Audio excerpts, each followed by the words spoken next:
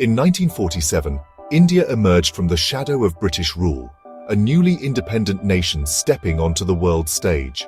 The world, however, was already caught in the grip of the Cold War, a tense standoff between the United States and the Soviet Union.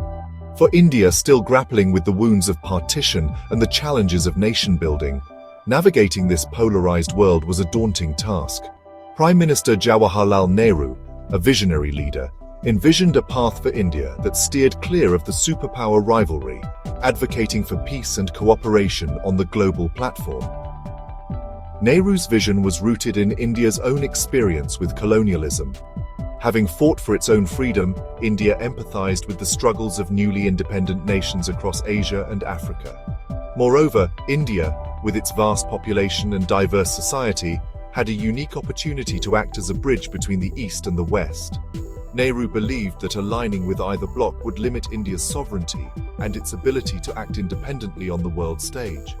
Instead, he proposed a policy of non-alignment, where India would maintain its freedom to judge each international issue on its own merits rather than through the lens of Cold War ideologies. This approach resonated with many newly decolonized nations, and India soon emerged as a leading voice of the non-aligned movement. The principles of non-alignment, peace, disarmament, economic justice, and an end to colonialism became cornerstones of India's foreign policy. However, the turbulent realities of the Cold War era, particularly in India's own neighborhood, would put this policy to the test. The coming decades would witness a series of conflicts that forced India to make difficult choices, balancing its ideals with the imperative of safeguarding its national interests. The Cold War created a complex geopolitical landscape, one where the two superpowers, the United States and the Soviet Union, sought to expand their spheres of influence. Many newly independent nations felt pressure to choose sides, to align themselves with one bloc or the other. India, under Nehru's leadership, charted a different course. Non-alignment, as envisioned by Nehru, was not about isolationism or neutrality. It was about maintaining strategic autonomy.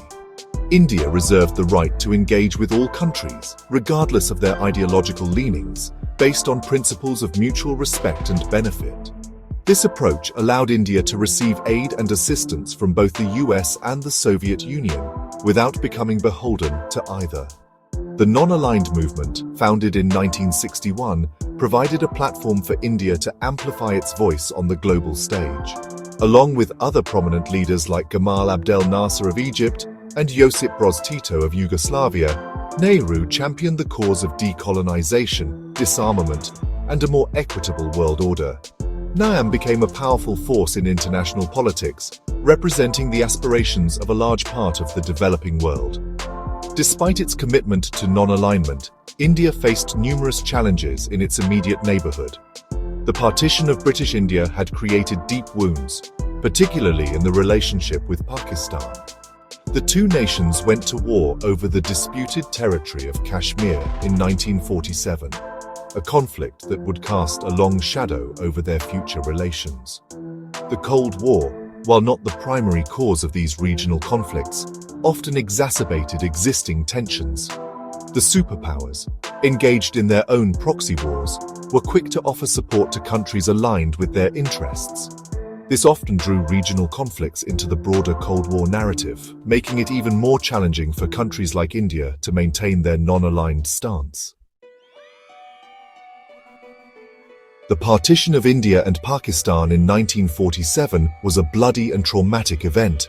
The two newly formed nations inherited a complex web of religious and territorial disputes, none more contentious than the fate of Kashmir. The First Indo-Pakistani War, fought over Kashmir in 1947–48, ended in a stalemate, with the region divided along a ceasefire line. However, the underlying issues remained unresolved, leading to further conflict in 1965. The Second Indo-Pakistani War, again sparked by tensions over Kashmir, lasted for 17 days and ended in a United Nations brokered ceasefire. The war had far-reaching consequences for both countries, leading to increased militarization and further straining their already fragile relationship. In 1971, the crisis in East Pakistan, which is now present-day Bangladesh, escalated into a full-blown war. India's involvement in the conflict was driven by a number of factors, including the influx of millions of refugees fleeing the violence in East Pakistan and the growing concern about Pakistan's human rights violations. The Indo-Pakistani War of 1971 resulted in a decisive victory for India and the creation of Bangladesh as an independent nation. These wars with Pakistan had a profound impact on India's foreign policy. They highlighted the volatile security environment in South Asia and the challenges of maintaining peace and stability in the region.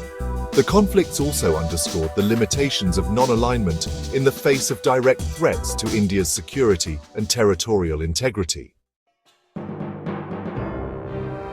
While tensions with Pakistan were a persistent concern, India also faced a significant security challenge from its northern neighbor, China. The 1962 Sino-Indian War, a brief but bitter conflict, had a lasting impact on India's strategic outlook. The roots of the conflict lay in a complex border dispute along the Himalayan frontier.